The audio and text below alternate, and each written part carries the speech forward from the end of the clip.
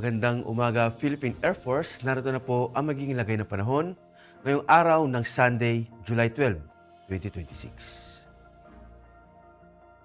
Base po sa ating synoptic situation, southwest monsoon ang makakapekto sa Luzon at sa Visayas.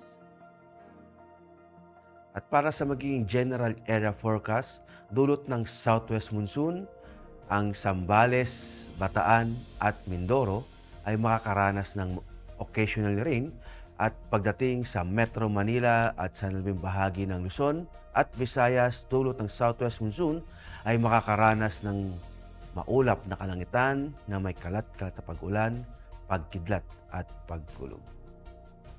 Sa Mindanao, dulot ng localized thunderstorms ay makakaranas sila ng bahagyang maulap hanggang sa maulap na papawirin na may pulo-pulong pag-ulan, pagkidlat at pagkulog. At para naman sa impact to flight operations, dulot nga ng southwest monsoon sa Zambales, Bataan, Occidental Mindoro, Metro Manila, sa nalabing bahagi ng Luzon, at sa Visayas, ang main hazard dito ay yung moist southwesterly flow is expected to bring rainfall and gusty surface winds. Ang impact nito sa rotary, reduced visibility and gusty winds, may limit VFR and low altitude operations.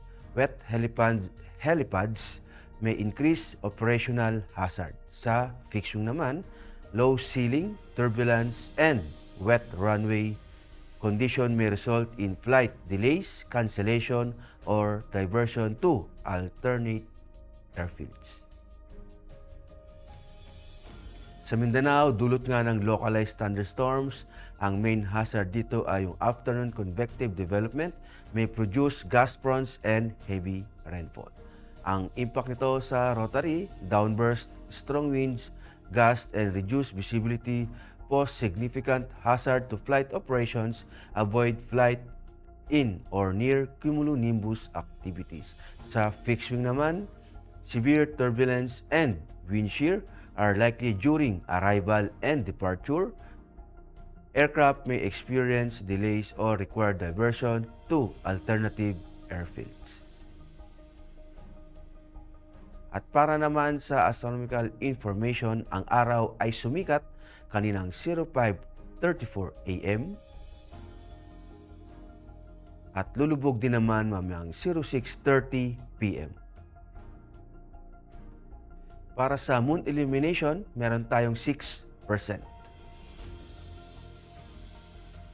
At para manatiling updated sa lagay at pagtaya ng panahon, i-follow lamang ang Air Force Weather Center sa mga social media accounts. Sa ngala ng aming commanding officer na si Colonel Hermilino T.